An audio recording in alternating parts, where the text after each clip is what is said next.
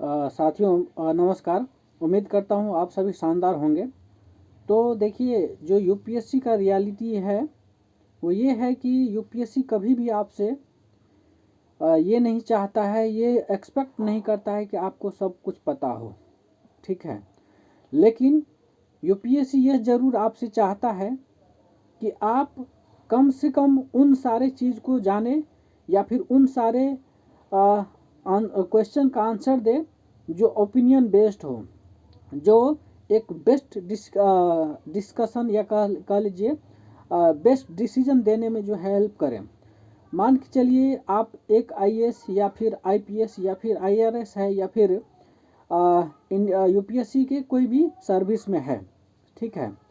तो यूपीएससी आपसे जो चाह रहा है, चाहे वो आप प्रीलिम्स की बात कर लीजिए, मेंस की बात कर लीजिए या फिर आप इंटरव्यू की बात कर लीजिए, कमोबेश हर जगह यही आपको देखने को मिलेगा कि यूपीएससी कभी भी आपको ये नहीं चाह रहा है कि आपको आप फैक्ट को रटें, बल्कि यूपीएससी आपसे ये डिमांड करती है कि आपके पास इतना मैच्योरिटी होनी चाहिए, इतना समझदारी होनी चाहिए, इतना अंडरस्टैंडिंग होनी चाहिए कि आप जो है कोई भी डिसीजन को बेस्ट से बेस्ट डिसीजन बना सकते हैं या ले सकते हैं, ठीक है।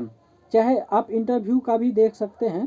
इंटरव्यू में यूपीएससी आपसे कभी कतई ये नहीं चाहता है कि आप सारे क्वेश्चंस का आंसर दें, और वैसे कंडीशन में जिस कंडीशन में आपको लगता है कि आप उस क्वेश्चन को नहीं जानते हैं और वो जो है फैक्चुअल बेस्ड है या फिर डाटा बेस्ड है, ठीक है, तो आप सीधा सीधा कह सकते हैं आई डोंट नो सर, ठीक है। इस टाइप से आप कह सकते हैं। इवन आप मेंस में जो है जब आंसर लिखते हैं तो आपके पास मतलब आपके पास एक अपॉर्चुनिटी होता है अपने इंटरनल चीज़ों को एक्सप्रेस करने का।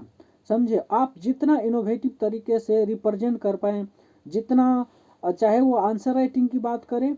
देखिए, आंसर राइटिंग में भी आपको वो चीज़ दिखना चाहिए कि आपके अंदर क्यूरियोसिटी है, आपके अंदर जो है इनोवेटिव आइडियाज़ है, आपके अंदर जो है वो बेस्ट डिसीजन लेने की कैपेसिटी है, समझे। और ये चीज़ जब एग्जामिनर को दिख जाए, समझे, तो समझ जाइएगा कि आपको जो है अच्छा मार्क्स मिलने वाला है।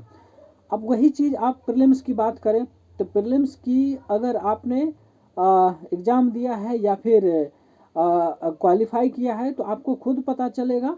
इवन नहीं भी क्वालिफाई किया हो लेकिन एटलीस्ट एग्ज़ाम दिया होगा तो आपको खुद पता चल गया होगा कि क्या डिमांड है यूपीएससी का, ठीक है।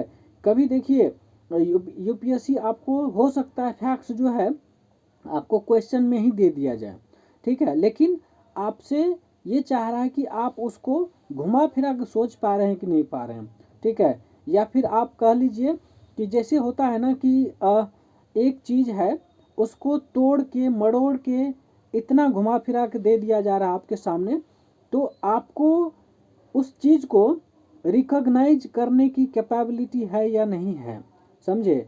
मान के चलिए एक क्वेश्चन है और उस क्वेश्चन में, ठीक है, आपने पीवाईक्यू पढ़ा, ठीक है, उसी पीवाईक्यू को क्या किया, उसने घुमा फिरा कर पूछ लिया।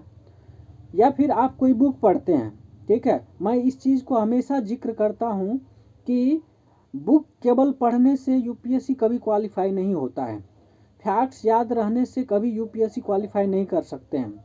तो चाहिए क्या, देखिए, बुक्स में क्या मिल जाएगा, आपको फैक्ट्स मिल जाएगा, आपको कंसेप्ट मिल जाएगा, हो सकता है ये दो चीज़ तो कंपलसरी नेसेसरीली मिल जाएगा आपको बुक्स के अंदर, लेकिन इतना सफिशिएंट नहीं है यूपीएससी क्वालिफाई करने के लिए।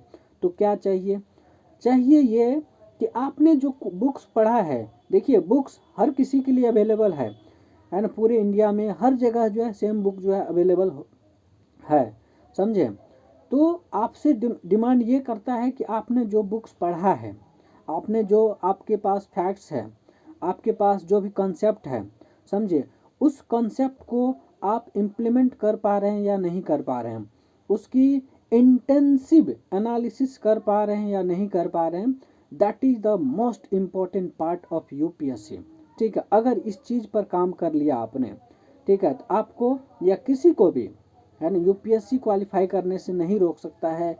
हम लोगों को यहीं पर जो है दिक्कत होती है, मैक्सिमम लोगों को मैंने देखा है यहीं पर जो है दो सेगमेंट जो मैंने लास्ट में बताया है, दैट इज अप्लीकेशन, मतलब आप उस चीज़ को इम्प्लीमेंट कर पा रहे हैं या नहीं कर पा रहे हैं, डेली लाइफ में उसको लिंक कर पा रहे हैं या नहीं कर पा रहे हैं।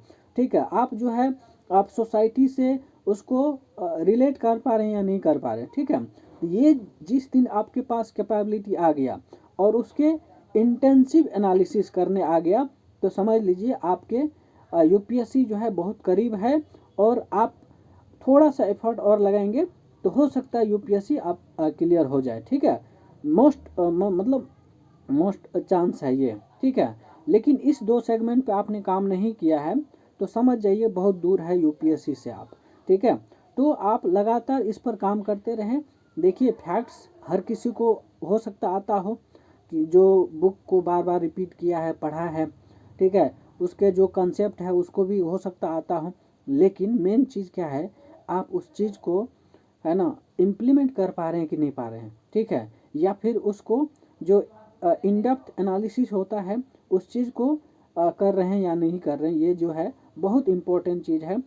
और ये केवल आपको प्रीलिम्स में नहीं, मेंस में नहीं, बल्कि इंटरव्यू में भी काम आता है। यही सब चीज़ जो है जो यूपीएससी का कोर सेगमेंट कह लीजिए, या फिर जिस पर यूपीएससी काम कर रही है, समझे।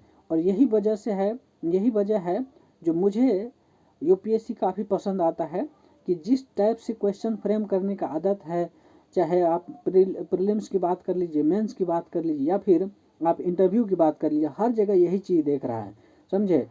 आप देखिए, कभी भी यूपीएससी आपसे ये डिमांड नहीं करता है कि आप 100 में 100 लाइए। प्रीलिम्स में आप देखेंगे तो ऑलमोस्ट कट ऑफ जो है 50% से भी कम जाता है, समझे। मतलब आप देखेंगे 96, 80, 87, 89 ऐसे करके जाता है ना। बहुत रेयर चांस हुआ है जिसमें 100 क्रॉस किया है आउट ऑफ 200। ठीक है, तो देखिए, आप अगर 50% ला रहे हैं तो 50% लाने के लिए ज़रूरी नहीं है कि आप सब क्वेश्चन को आंसर दें। ठीक है, और मेंस में भी देख सकते हैं आप, है ना, 12 से जैसे क्रॉस करते, 1200 जैसे क्रॉस करते आउट ऑफ 2025, तो आप जो है आराम से टॉप लिस्ट में आ जाते हैं, समझे। तो यूपीएससी आपसे कभी ये डिमांड नहीं करता है कि आपको, या फिर एक्सपेक्ट नहीं करता है कि आपको 100 में मतलब सारे क्वेश्चन आता हो। ठीक है, बस ये है कि आप एक बेस्ट डिसीजन मेकर बने, आप जो है किसी चीज़ को इम्प्लीमेंट कर पाएँ। ठीक है, तो देखिए, बहुत सारे क्वेश्चन भी इस टाइप का देखने को मिलेगा जहाँ पर आपसे ये पूछेगा कि बेस्ट सुइटेबल आंसर, या फिर आपकी ओपिनियन क्या है, आपका जो है डिसीजन क्या है, आप इस पर क्या सोचते हैं, समझे, इस टाइप से। तो ओपिनियन बेस्ड, आपका जो डिसीजन मेकिंग पावर कैपेसिटी है, उन सारे सेगमेंट पर जो है यूपीएससी बहुत काम कर रही है।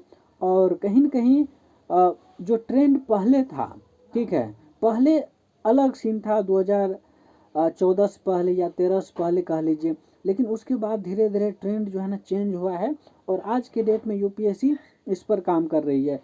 इवन आप सी सेट देख लीजिए, तो सी सेट और इस पर हम काम भी कर रहे हैं, समझे। और इस पर काम कर रहे हैं, इवन कि मैं ये गारंटी दे सकता हूँ, पूरे मार्केट आप घूम लीजिए, इस पर बहुत कम कोचिंग वाले हैं जो काम कर रहा है।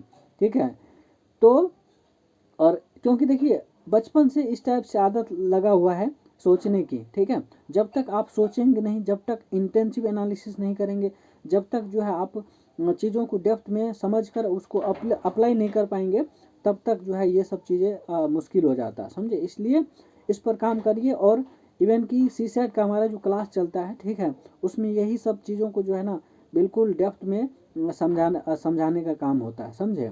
ये चीज़ें हैं। तो मैं ये कहना चाह रहा हूँ कि यूपीएससी जो है इन जो मैंने समझाया है पीछे, उन पर आज के डेट में कुछ ज़्यादा काम कर रही है, और उसके हिसाब से आपको चीज़ों को जो है अडॉप्ट करना पड़ेगा, समझे। अपने आप को जो है, क्या कहते हैं, अपने आप को जो है उस हिसाब से मोल्ड करना पड़ेगा, अपने आप को उस हिसाब से उस डायरेक्शन में ले जाना पड़ेगा, तभी जाके यूपीएससी आपके पास आ पाएगी, यूपीएससी आपके कब्जे में हो पाएगी, समझे। तो ये सब रियलिटी है, और इस चीज़ को जितना जल्दी समझ जाएंगे उतना ही बेहतर रहेगा आपके लिए। ठीक है, चाहे तीनों फेज में किसी भी फेज की बात कर लीजिए, सब में यही सीन है। ठीक है, तो मैं उम्मीद करता हूँ ये चीज़ आपको समझ में आया होगा और इस चीज़ को आप इम्प्लीमेंट करेंगे। और एक चीज़ और, अगर आपको सी सेट की क्लास चाहिए तो आप जो है JKDIS जो है से कनेक्ट हो सकते हैं, और वहाँ पर जो है आपको सी सेट की कंप्लीट क्लासेस मतलब प्रीलिम्स तक आपको पढ़ाया जाएगा।